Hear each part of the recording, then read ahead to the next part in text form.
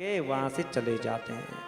इसके बाद काल के अधीन होने पर उसकी बुद्धि भ्रष्ट हो गई जलंधर की, और अपने सैहिकेय नामक दूत को बुलाया, और दूत आता है। जलंधर ने कहा, हे दूत सुनो, तुम दूतों में श्रेष्ठ कार्य सिद्ध करने वाले हो, कैलाश पर्वत पर जाओ, वहां जटाधारी एक कोई, उसने जटाएं धारण की हुई है, सर्वांग में उसके भस्म है, विरक्त है, तपस्वी है, योगी है, उसके पास एक स्त्री रत्न है, उससे कहो कि ये स्त्री रत्न मुझे दे दो।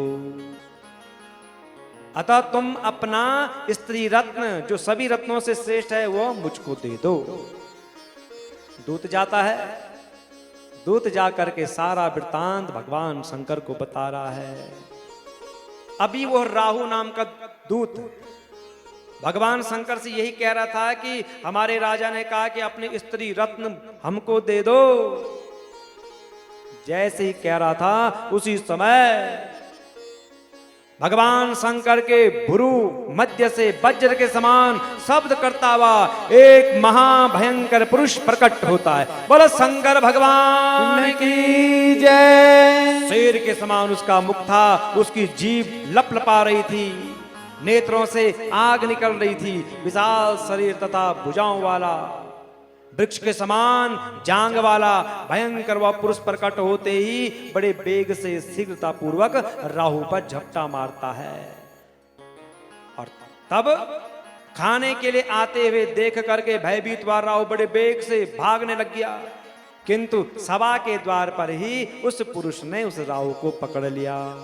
और राहु कहता है, देव देव मैं आपकी शरण में आया, मुझे बचाओ, मुझे बचाओ, हे प्रभु ये कौन आ गया है, मुझे बचाइए।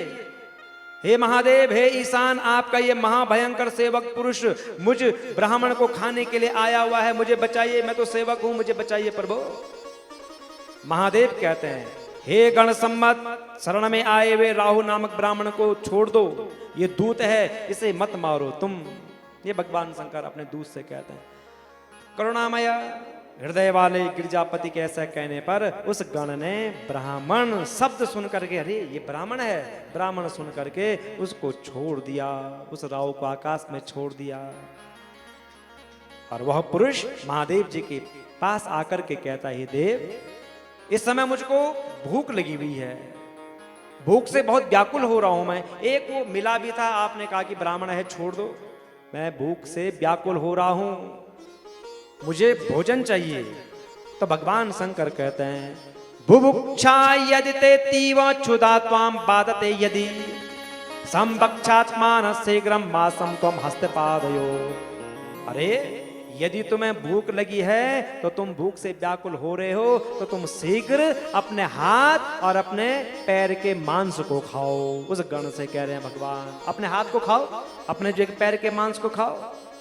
इस प्रकार भगवान शंकर की आज्ञा मान करके वह दूत, वह गण अपने हाथों के मांस को खाने लग गया, अपने पैर के मांस को खाने लग गया। केवल सिर बचा हुआ है, बाकी सब स्वयं खा लिया उसने। तो ये देख करके भगवान शंकर कहते हैं, हे महागण धन्यस्त्वम मदज्ञा प्रतिपालका संतुष्टश्चामि ते तीव कर्मणा नैन सत्तमा। हे महागण, मेरी आज्ञा का पालन करने वाले तुम धन्य हो, मैं तुम्हारे इस कर्म से जो है अत्यंत प्रसन्न हो गया हूं, और आज से तुम्हारा नाम क्या होगा, कीर्ति मुख होगा, और तुम महावीर एवं सभी दुष्टों के लिए भयंकर महागण हो करके मेरे द्वारपाल बन करके रहो। उनका नाम है कीर्ति मुख। तुम मेरे अति प्रिय हो, और मेरे भक्तजन मेरी अर्चना के समय सदा तुम्हारी पूजा करेंगे। जो लोग तुम्हारी पूजा नहीं करेंगे उन्हें मैं प्रिय नहीं मानूंगा, वो मेरे प्रिय नहीं होंगे। शिव जी से इस प्रकार वरदान प्राप्त करके वह पुरुष अत्यंत प्रसन्न हो गया, और उसी समय से वह कीर्तिमुख भगवान शंकर के द्वार पर रहने लग गया। सबसे पहले रहता है कीर्तिमुख भगवान शंकर के द्वार पर। जैसे ही शिवालय में प्रवेश करो तो सबसे पहले नंदी जी को प्रणाम करो, नंदी जी आज्ञा दीजिए हम अंदर जाएं कि न जाएं, और फिर द्वार पर जाकर के जय कीर्तिमुख बोलो। उनको नहीं पूछोगे, उनको प्रणाम नहीं करोगे तो बाबा भी प्रसन्न नहीं होंगे। फिर भीतर जाकर के पूजा करो।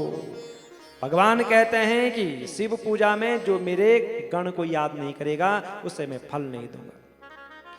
अब वह राहु पुरुष के द्वारा बराबर स्थान पर मुक्त कर दिया।